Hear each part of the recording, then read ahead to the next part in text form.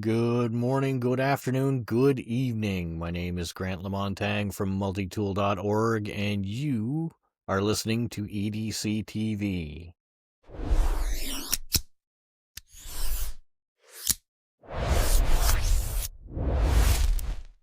On tonight's episode, we are going to be looking at why we EDC. What makes it so special to us? And as usual tonight, I've got my good buddy Inky with me. How are you doing tonight, Inky? Very good, sir.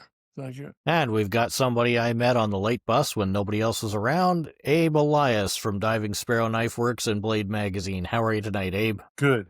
Good, thank you. That's good. Great to hear it. So, guys, did you get anything new or exciting this week? How about you, Inky? You get anything new or exciting this week? I got this from a guy that curses at the Postal Service. At least all the trauma has made me hilarious. I thought that was great. That was from the president, Grant, right there. So, thank you, sir. So do you have these custom made, or do you just find them? I just find them. I go to some really weird places. What, have you got yours handy there, Abe? These were the presents I sent my lovely co-host for Christmas. I'm glad they all arrived safe and sound. So those weird places, do they include things like safe words? It's probably best that you don't ask. I don't know that this is the right show for that. So what about you, Abe? You get anything exciting in the last week or so? This weekend, I finally went for a little road trip, and I got a lot of stuff. So I always like it when I find like tools that I can carry. So I got a compact ball driver. Oh, that hurts. And so it's not for driving your balls. Oh, jeez. Yeah. Then it comes with double-sided bits, but the best part is this case. You not only put the ball driver in it there like that, but it has extra room if you want to add to your bit accessories, and it takes 1/4-inch bits. That So looks it's like really- it'd be big enough to drop a multi-tool in there. Yeah, you could even do that. And the thing that I've been looking for, I kind of got spoiled when you sent me that one tool, was clips, because I don't like have to threading something on a belt, right? Yeah. Well, I feel you there. And so the other one is I'm always looking at lightening the load. So I think I mentioned to you guys earlier, I basic carry when I leave the house is a knife, flashlight, and a lighter.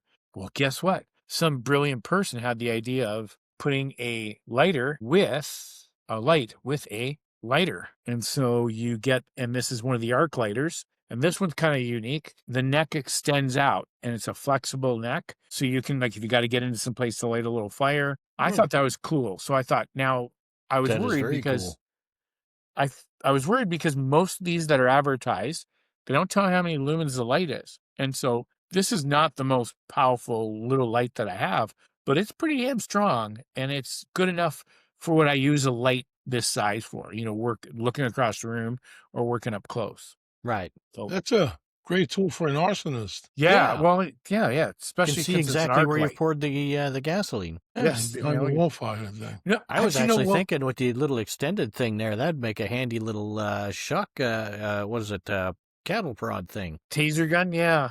Well, here's the problem with this, though. This is, so say you're an arsonist and you've put your stuff around that you're going to light, your accelerant, right?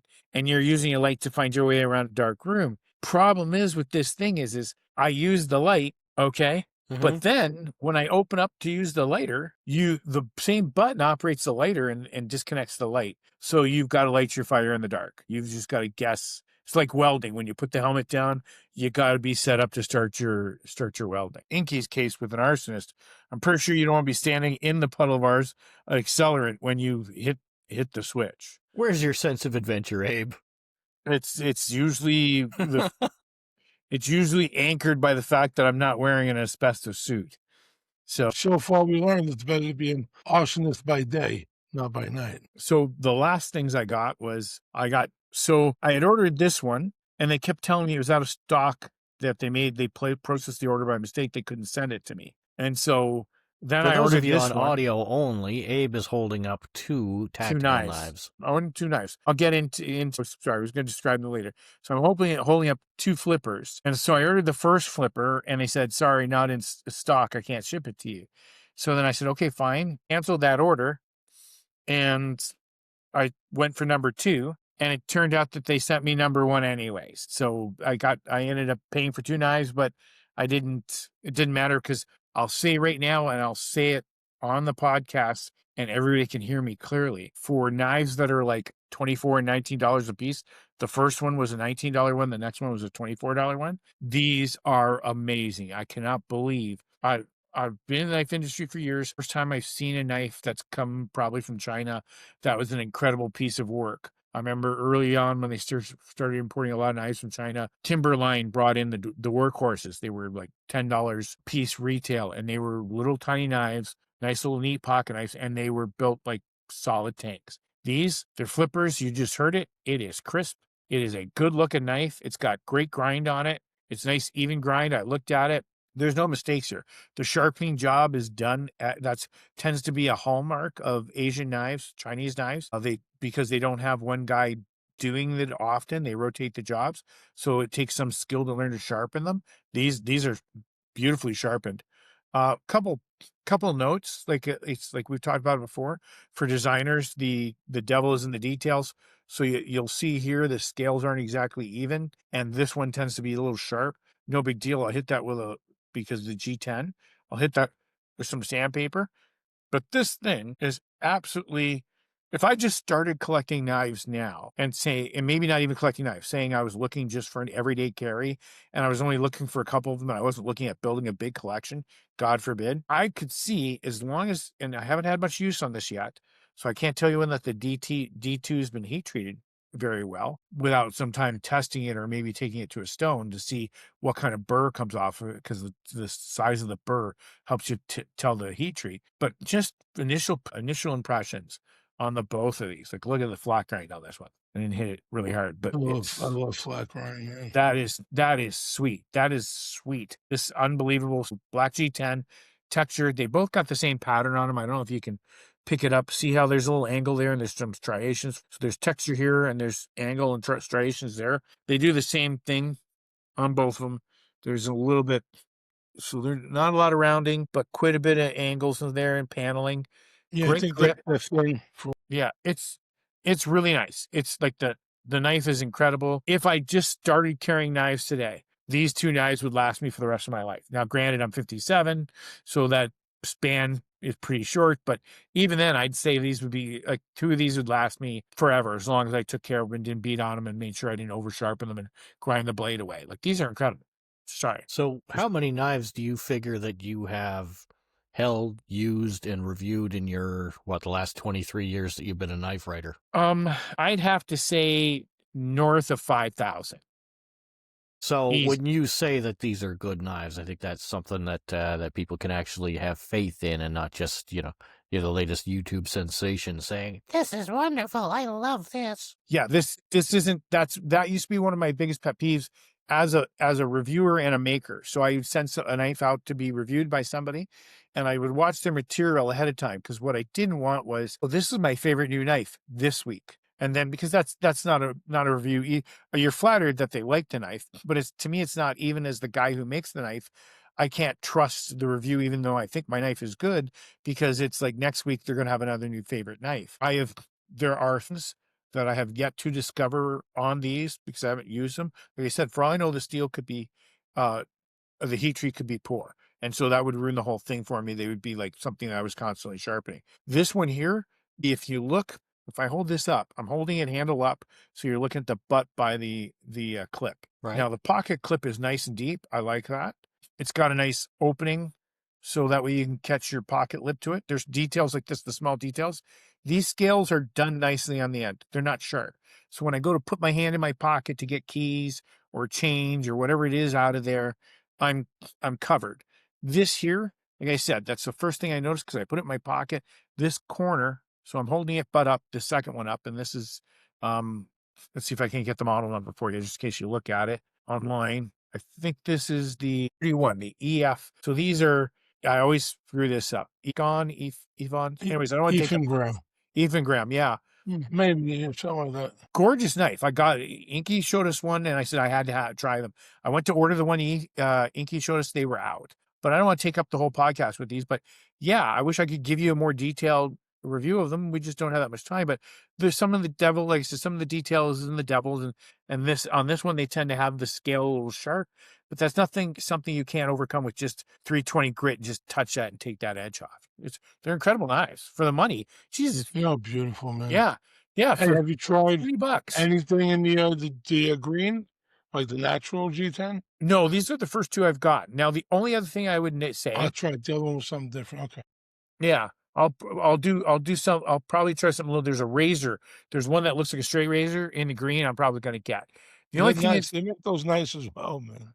sorry. Nice. They make them nice as well. I might have something in green. I'll look around, show you. Okay. The only thing I got to say about this one, and this is not a major complaint, they only put two standoffs in at the back. So this is easy to keep clean because down the spine it's wide open. So you get pocket lint, you'll be able to clean the knife out. Mhm. The only thing I'm worried about is if you ever have a weird accident, and it's not a deal killer, but say if you step on this or you drop it. I don't know the lack of support with the standoffs, how it'll take that. But these are extremely thick liners. Anyways, that's enough of that. I'm sorry, I won't rave anymore They about always these. lock up well. They always Yeah. have early lockup. I mean, for the money, I got a drawer full of stuff like that that I go through every day. I change it. It's amazing. Yeah. Even we save for the money. I mean, we're using the expression for the money, but this is more knife than I would ever expect to get for Yeah. 24 bucks. And you pay the same. You pay $200 for an American knife like that right now. I mean, give or take. Well, I'm really looking Yeah. forward to seeing how you get on with that in the long term, Abe. Yeah, That's well, I don't do a lot of heavy cutting, so I'd like to know how that D2 holds up. So I'm actually holding it up so you can kind of see the edge right now. I don't know if you can see how well you can see it on the camera, but this flat grind is impeccable. The flat and Yes. it's disc ground. So for guys that don't know, when you look back towards the ricasso, that's where the grind edge, the bevel meets the back of the knife there. If you see an arch, that means they ground it on a disc ground machine and not a belt machine. And this thing's beautiful. Okay. It's a beautiful grind. Okay, cool. Well, I'm really, again, like I said, you have you've seen more knives probably than most people, both of you, and so that's great coming from either of you. Great praise. I'm interested in seeing how that holds up long term because that's kind of often been one of the the drawbacks of some of the cheaper knives was they looked great when they were new and they felt great when they were new, but a week later they were falling apart in your hands. Inky probably remembers back in the old knife forums days, a gentleman asked me he asked the forum, and I was just a big mouth that answered him, about a Smith & Wesson SWAT knife. And he thought it was great, and the specs looked great, and the steel, I don't remember what the hell was in it. But he said it was great, and I believe the term that I used when describing it was monkey poo. And you remember that, do you? You weren't that nice about it. Well, I No, was trying to be nice because, this guy was all excited about his new knife. And I, was trying to politely suggest that, maybe you should have asked before you ordered that. Anyways, he got it and he said, "This is great." And I said, "I will happily eat my words. I'm glad you're happy with it. I'm glad you got something that was good. I'm glad that I was wrong." And then a week later, he came back on the forum and he said, "No, you're right. This thing's a piece of junk. It fell apart in my hands." So, that's why I'm really interested in, I mean, everybody can pull one of these out of the box and say, "Holy crap, this is wonderful," but, is it going to last? And so I'm really looking forward to seeing you getting some miles on that one. Yeah, well, we'll start carrying them regularly this week. I'm going to be putting my Spydercos, my bucks.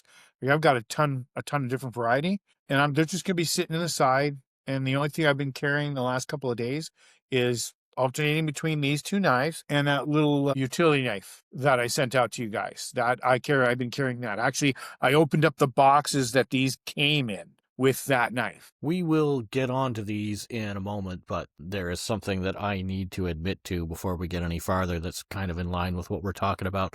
Some of the high quality knives that you're seeing coming out of China, and oh my God, the insanely cheap prices. I have to admit that today I got a very, very, very good deal on a Benchmade, except that I didn't. I dared to brag about my new knife to both of these gentlemen that you see here, at which point Inky said, "Dude, that's not a Benchmade, that's a fake," and then proceeded to provide me a long list of reasons why it was a fake. But I'll tell you, I'm not the tactical knife guy here. I'm the multi-tool and Swiss Army knife guy, and I love Benchmades, but I haven't picked up a new Benchmade in years.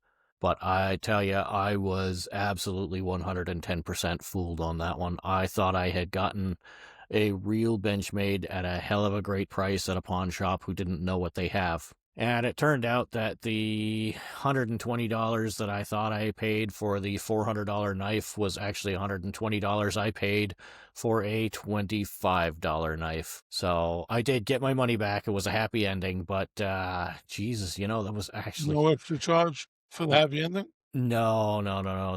They gave it to me with a smile. Yeah. But Really? That's nice of them. That's very nice of them. I've got to say that was. And I've had some knockoffs in my life. I've had a lot of knockoffs in my time, but Jesus, that one would have fooled me in a heartbeat. And, it just, you can take that as me being an idiot, or you can take that as just the super high quality that you can get for next to nothing nowadays. I would go with the latter on that one. Very hard to tell, man. You showed me the Sick. picture, and just on first notice, just first look of it, it looks like a Benchmade. It looks like it was an excellent piece of kit. I came out of the pawn shop and Megan saw the look on my face and she said, "What did you buy?"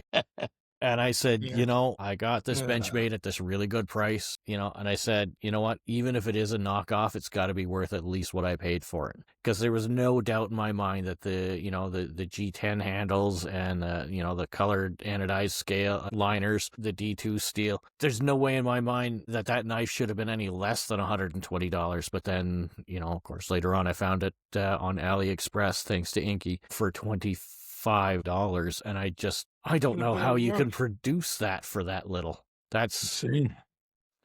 yeah.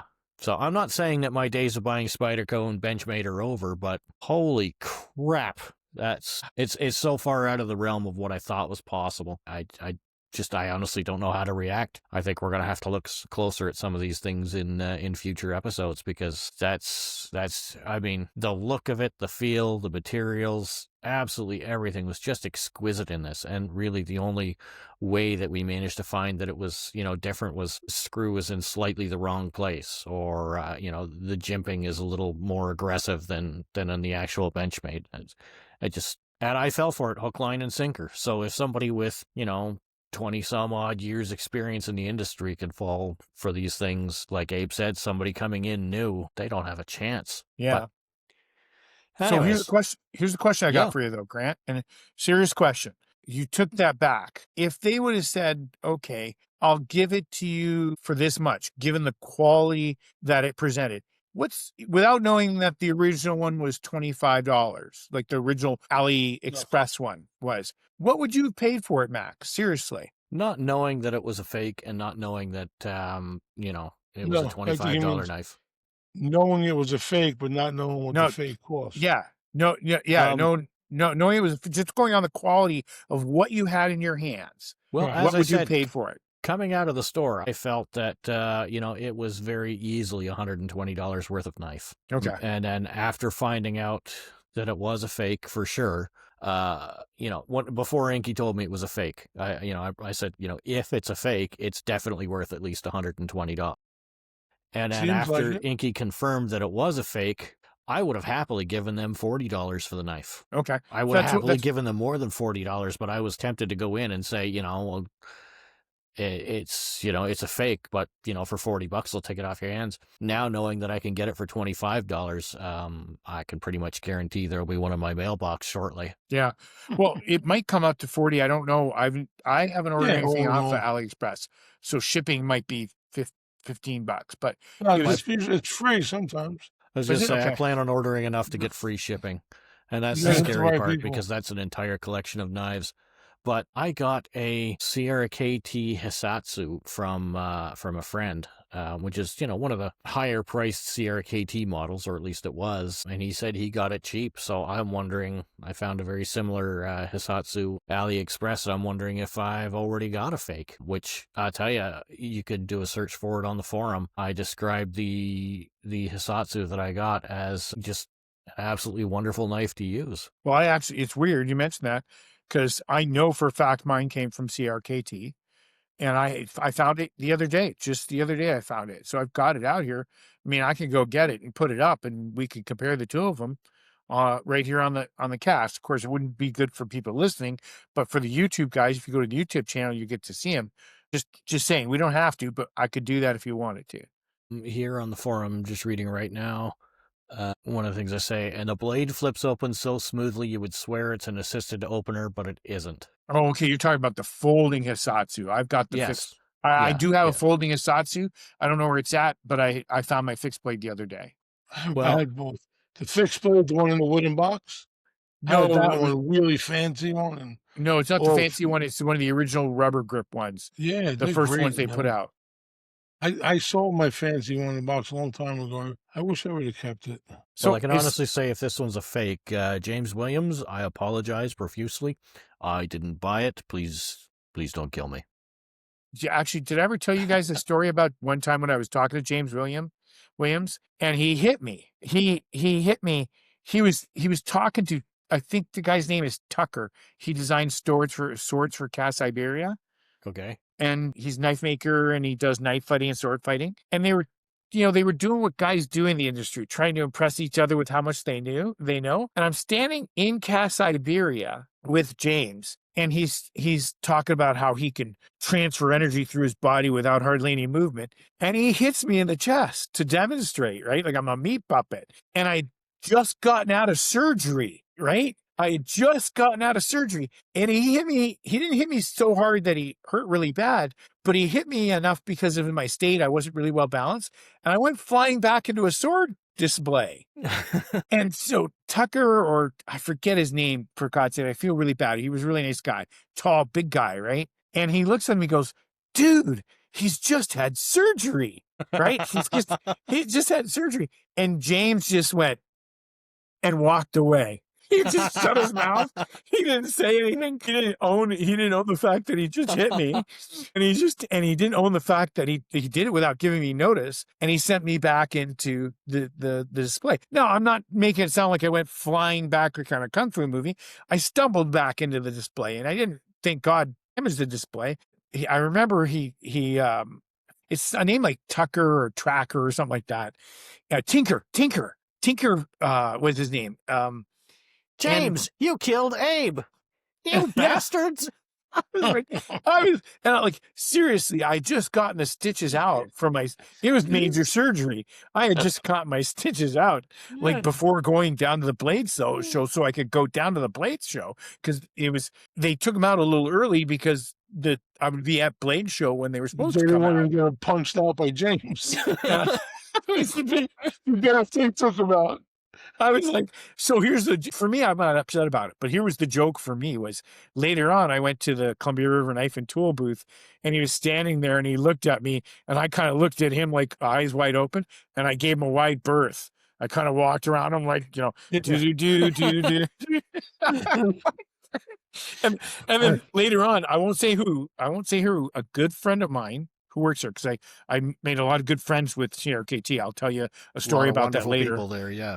Yeah, they were great people, but there was one. The guy looked at me. He said, people. "What the f was that about?" And then I told him, and he laughed his ass. Jesus Christ! So, anyways, that's the end of that. That's awesome. So that's not the first. That's not the only time he hit me too. The next year he was doing a sword cutting. Next year he was doing a cutting display. I was feeling you don't go there for the knives anymore. No, I don't. Shit, I just go there to get beat on. Did James you and I write an have a article safe about word. one of his knives that wasn't very flattering or something? No, it's James. These martial arts guys get carried away with the demo. So I'm standing there, and he's demonstrating on how you put your body leverage into cutting with a sword. And he's got what's the wooden sword? Bokon or whatever it is. I'm lost the name. Bok something. I don't know what you're talking about. The trainer thing? The trainer thing. And so he's Yeah, demonstrating some shit. He's talking to the martial arts guys, and I'm just standing there taking notes for an article. And next thing you know, he zaps me in the shoulder with a sword. And one of the guys looked at me afterwards and said, I was like, dude, you okay? I said, at least I didn't have surgery this year. Well, it's a good thing it was a Boken and not an Boken, actual sword, or you might have actually had surgery right there. And it's not to pick on James. I like James. We get along. He's a great I'm not guy. trying to make fun of him. It's just that you got to watch martial arts guys when they start talking techniques, because anybody around them is open to be turned into a meat puppet. That's Joyce Latourie coined that phrase. She says, I don't like it when martial arts guys are talking about knives and technique and they turn you into a meat puppet. And as soon as she said that, I said, that's one of my new favorite expressions, meat puppet. And who knew that probably for the next 2 or 3 years after that, they had a big wave of martial art guys releasing knives, and I kept getting the shit kicked out of me every time I went to a show. Like, Jesus Christ. I almost started wearing a bodysuit, those padded bodysuits and a helmet. Wow. Sorry, guys. Sorry. You can cut that all out. You can cut that all out of the thing there. Grant, no, that is just staying in. James Williams is going to come for all of us, but it's worth it. Well, he's already hit me 3 times or 2 times at least. So I mean, like he's got credit. He's like, I've got credit.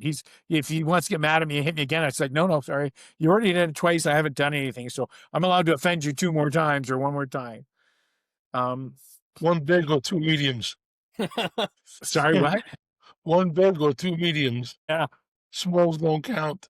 No, he's nice. Like I said, and I don't want to definitely, James, don't come for me, please. It's just it's a fact. When you, like Mike, what's Mike's name? The guy who does the martial arts stuff for Spyderco, all the tactical folders. Mike Janik? Yes, that's it. There's so many people. He's never laid a hand on me, but at the same time, when he starts talking with other people, I learn my lesson. I back up. I mean, if they're going to use somebody else's meat puppet, it's no longer me. I'm staying out of arm's length. Had enough experience to know that when they start talking, I'm telling you, I don't want to start going on a rant here. There was one time I was at Blade Show and the guy had a zapper, one of those leather zappers, and he started talking technique and he fucking used me. I'm like getting my hand hit. See, you use the edge and you snap somebody on the back of the hand. And I'm like, Jesus Christ here. So that's that. At that point in time, that's when I started learning that. When people started talking martial arts and self-defense technique, you do not stand in the neat little circle around them. You bet. I got myself once with a stun gun or whatever you call it. Man, oh man. I didn't even know what happened. What did you say? So what happens? You kind of screamed. I was playing with it. It was in my hand. I turned it on. Next thing I felt my eyeball rattle. I was like, holy shit. I couldn't stop it. I was like, what happened? But I don't know. You kind of screamed like. I was like throwing myself. I was like holding it. Okay. Oh my gosh. I was like, real loud? She goes, no, but I never heard you yelp like that. Holy crap. Well, my eye was like this all day. I was like, is my eye moving? She's like, no. It's like it went right up. My gosh, man, it was really strong. You don't want to mess with that shit. Oh, it was right in I was holding it and I turned it on. Like I had it in my hand like an idiot. How does this thing work? Remember this time I wanted to see how sharp my M16 was. I dropped it in my thigh. I was like, oh, it just went right in. Doink. Oh, man. Stupid stuff, man. Speaking of M16s, those are good knives. They're not expensive. Yeah, it was good. People give them such a bad rap. Good? Yeah, they're good knives. They're good EDC carry. The CRKT M16, I love that knife. It's a good. Yeah, no, it's a good one. I just get a little scared when I see the Fireman version. That's the one I dropped in my thigh. Oh. Remember the red G10 with the black blade? I have one of the very first ones before they put a flipper on it. And I like those better. I really liked it. Well, the problem is that the thumb stud fits so perfectly into the handle that it's almost impossible. It's really awkward to flip it out. Other than that, I absolutely love that knife. All the different variations of that, and what was the other one? The M21 they produced as well. The M21 and the M18. M21. And they have an M18. Yeah, M18. And M21. Yeah. I love all of them. Well, the 21 had such a nice recurve. Yeah. I've got the M21 with the stag handle. It's a gorgeous looking knife. Yeah. I didn't even know they made one in stag. That's fantastic. Hold on, guys. I got it right here. I told you that. I have to buy it. Even better. Hold on. Holy stuff. Let me take out that. Watch out for James. I was thinking he needs to watch out for gravity, but Jesus, we're 35 minutes into this recording, and I haven't even gotten to a couple of the things I wanted to talk about before we started talking about our thing. That was pretty funny, though. Poor Abe. I'm sorry, I didn't hear that when I was gone. But I tell you what, Inky, I will give you this knife if you have the balls to go to Blade Show with me and stand next to James William when he starts talking about karate techniques, and you got to stand close. He's right-handed, so you got to stand directly across from his right hand, because that's where I got zapped. He just reached out and went like that, and he hit me, and I was like, you know what was more precious than the most precious thing about that was when Tinker looked at him and goes, dude, he's had surgery. And he just went and walked. That was the best. That was the absolute best. And of I'll do it course, for the knife. to be I'll take fair, it for the knife. you do it. I'll even fight him for it. Yeah. Okay, you guys got to film this. I need to see this. I just, you don't have to fight him. You just got to stand there. You know what? I'll make it even easier on you. It doesn't have to be James. It can be any of the martial arts gurus that go to Blade Show and they start demonstrating their, like the one guy from Forge and Fire. He does a video where they're doing their kung fu ballet. Huh? That dude, Doug, yeah. He does that. I mean, like, I'm looking at it thinking, like, there's no way you can predict where the guy's coming from. I like him so much, I let him hit me for free. Yeah. I love that guy, man. Okay. Oh, So yeah. This goes right? He's got to- great social media. I was watching him there in Christmas time. Yeah, He was leading a parade, and he was doing Cali Eskrima with lightsabers while walking through a mall. So this is to Grant's earlier story. Believe it or not, this is a very early Smith & Wesson model. Yeah, I got a couple of American ones in it, man. I got an order. Yeah, the American one's great. I've had this for, I'd say, probably over 23 years.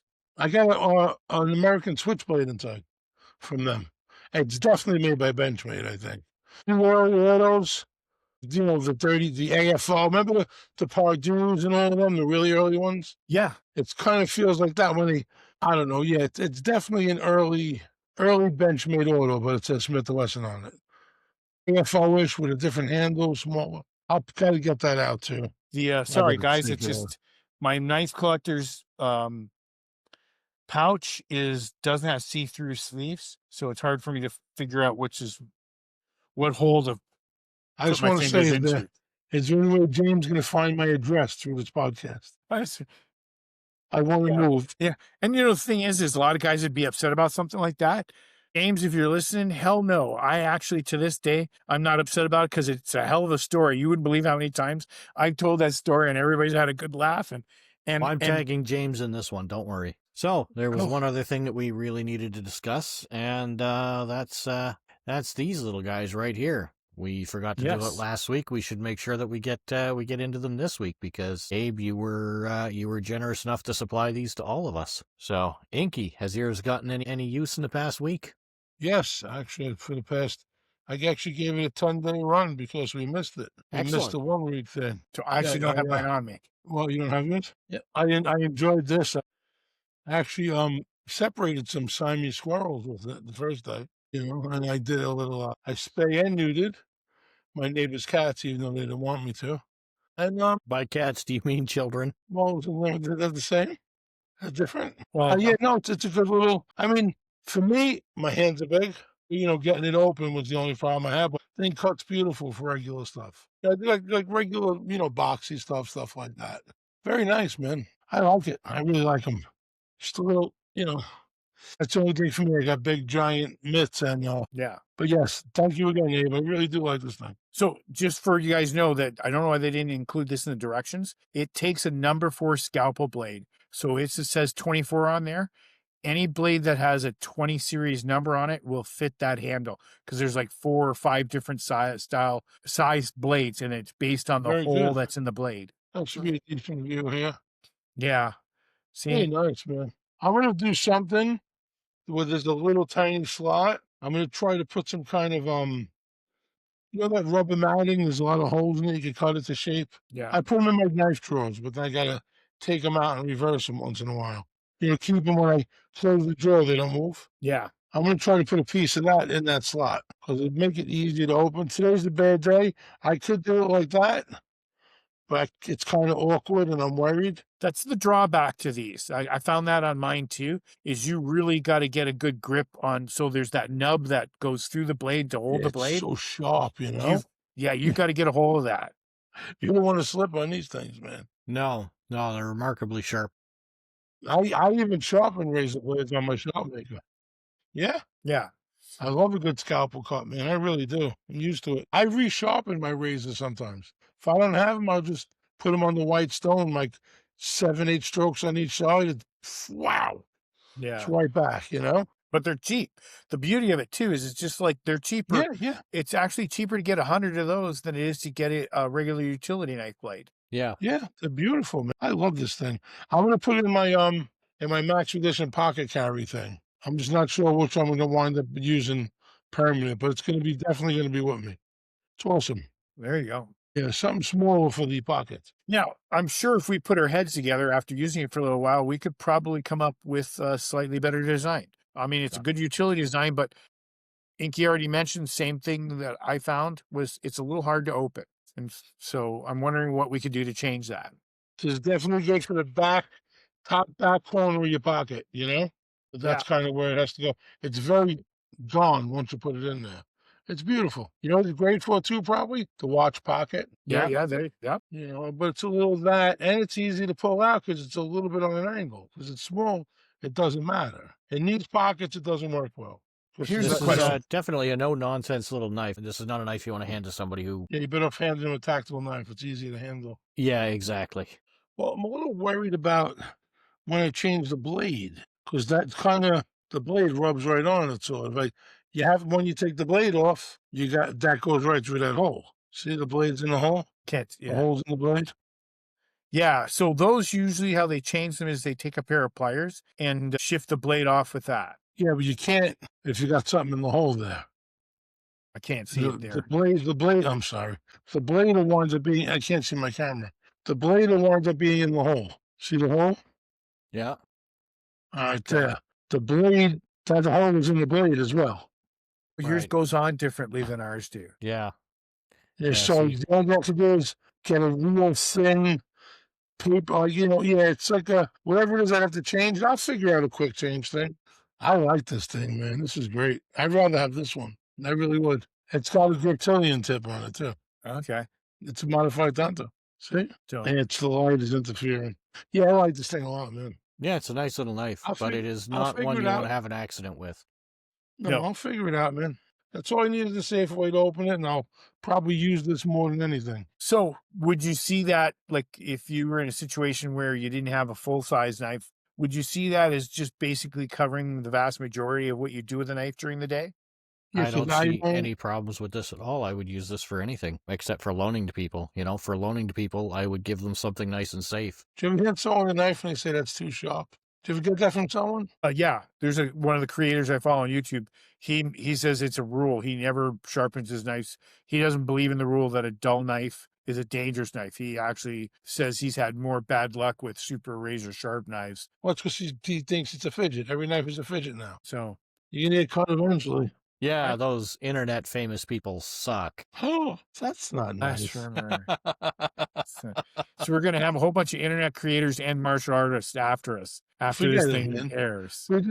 We just plugged knives from China, almost saying they're better than Benchmade. Almost. Yeah, those two. So we'll get all the North American companies. If I was skittish before this, of just people talking martial arts, I'm basically not going to leave the apartment. I'll tell you something, man. Infingrau is like the bottom of the good knives. It goes up from there, man. For like another $5, you step up 5 more. Every time you step up $5, you get like real fancy gentleman folders or stuff that's like really nice fit and finish, but maybe not as heavy duty. You know what started this week? Gonzo started it, man. I love them. People like they're copying Benchmade. What they would do is like take a 940. Like the Osborne, but make it twice as thick, twice as strong. Incredible, man. That's what got me hooked. And that was like a good 10 years ago I started. I mean, I don't only buy those. I still buy real knives, good knives. But, for using, I'm not using $500 knives anymore.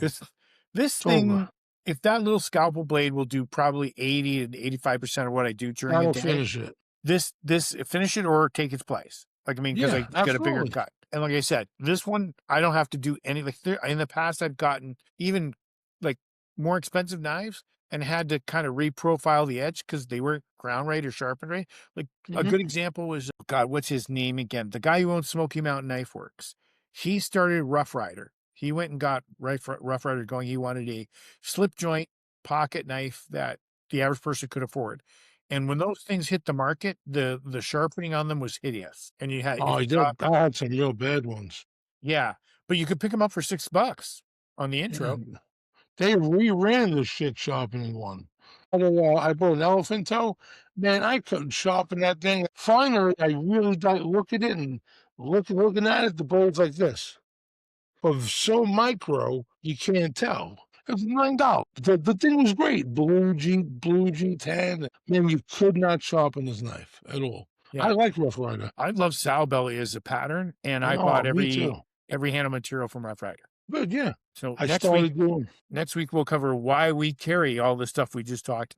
Yeah, that might be a good idea. We should have an episode like that. That's if I live to next week. I'll have a whole bunch of martial artists in my town tracking me down. So here's a question for you then. Are you going to continue to buy Spyderco's, Benchmades, Cold Steels, whatever? Yeah. And if so, why? If these knives are as good as they appear to be, where's the value to a Spyderco or a Benchmade? Well, if you have to resell them, you'll get your money back mostly. And that Spyderco is just like, I can't even explain. It's like, I didn't always love the customer service. It got a little wonky here and there, but I don't know. Spyderco's like it used to be Benchmade for me. Then Kershaw, and I don't like the way Kershaw kept up with themselves, really. I know a lot of people do. I kind of lost interest. I don't buy many Kershaws. Spyderco, man, I don't know, just something about them. I mean, I know what it is. I can't explain it. Yeah, not every one of them, but I like that one too. I love the paramilitaries. The way they're nested liners, and you're looking down, you just see two slabs of G10. It feels so nice. The Enduras, man. I have like 10 different Enduras, and I never even carried them. I just can't carry them. I keep buying them. I won't carry them. Outside of Swiss Army knives and multi-tools, I probably have more Spydercos than anything else. Yeah. I finally bought one set of Enduras at once, and they were full serrated, half serrated, and full razor edge, just for the hell of it, just so I could kind of have the experience of like, what's the pros and cons of both blades. And those have basically been the only ones outside of ones that I've had to review and carry that I've carried on a regular basis. They're in my regular carry rotation, because as much as I like Spydercos, even I told you guys I collect meerkats, I don't carry them. I love them. Yeah, that's what happens. I love them so much. I can't remember. There's the short, all stainless steel version ones of Spydercos. I even got the bird versions of them, because why? I wouldn't carry the Spyderco ones. I'd carry the bird version of them. Did you want to carry those? Yeah, right? Yeah. There's crazy, man. Let's just say something that there's part of the, like, they're just knives are attractive, right? Like, I can't tell you how many griptilians I have, and which griptilian. I carry one griptilian. I've only ever carried one. The rest, two, a small one and a large one. But every time you see a knife, like that bug out, to me, I like the look of the bug out, but I didn't like it enough that I was going to spend that kind of money on it. Yeah, well, but it has nothing to do with quality. Another thing about Spyderco, you can get a 3-inch blade from them, and the knife feels good in your hand. They're always wide enough. Even the native, it's just, there's something about the ergonomics of it too. Yeah, I can't carry small knives, but you give me like a 3-inch blade Spyderco, most of them I could carry. They're always a little wider. They're not too heavy. It's incredible. What I was collecting it, the Rough Rider camping knives, everything with the 4-bladed campers. Oh, okay. So I still have a bunch of them, and the elephant toes. I actually wound up collecting those from them. Yeah. And like, to me, they're almost like case knives sometimes. Like, it's just knives and knives. I don't do that. This is more, this is less, this is better. To me, I just love my knives. As a knife guy, I love knives. I love having them. I love holding them. If we're talking about the original topic, which we'll probably have to revisit because we really hit that hard, one of the reasons why I carry a knife is the utility in it. I feel that I have a tool in my hand that I can accomplish stuff with. I'm not biting on a package to get it open. You know what I mean? I'm not trying to, take a key and rip a box open with it. I mean, I'm not doing surgery or skinning an animal on a daily basis, but I appreciate the convenience of them. And then I'll tell you with Spyderco, really quick story with Spyderco was when I was a kid, I drove a 78 Newport. It was a tank. It was an ugly thing. Yeah. All the other kids were going for sports cars and stuff like that, but I had a 400 cubic inch engine in it. And I used to, get myself into trouble with my friends driving around in that thing. One day I walked out to the parking lot and I looked at that thing and I realized I loved that car. As a family car it was, with 4 doors, big looking thing, I loved it. That happened with Spyderco. When I first was a knife collector, I didn't buy any Spyderco. And one day I bought my first Spyderco, and then one day I was looking at that thing. So knives become something you love. Yeah, If you're a knife person. it's true. I got a similar feeling about that as well. I know exactly what you mean. That's largely bringing us to the end of the show. Abe, have you got any takeaways? Anything you'd like people to take away from this episode, or anything that you're going to take away from this episode? What are your thoughts there? Final thoughts. I would go back to what I shared before. If you're ever in a group circle of people and somebody starts talking about martial arts techniques, take one step back so you're not standing closest to the person talking. You're less likely to get turned into a meat puppet. And what about you, Inky? Have you got any final thoughts? Anything you'd like someone to take away from this? Something you want them to remember you by? What is your thought on this show tonight? You throw me off this podcast. So, on that note, thank you all for tuning in yet again. It's been a great week. We have not yet once plugged any of our sponsors, multitool.org or sacwiki.com. We want to say thanks to the communities there for helping us do whatever the hell it is that we're doing here. Not entirely sure, but we're having a damn good time doing it, and I hope you all are having a great time too. Thanks for tuning in. Visit our forum at forum.multitool.org or email us at EDC-TV@multitool.org with any thoughts you may have. Thank you very much, and we'll catch you all next week.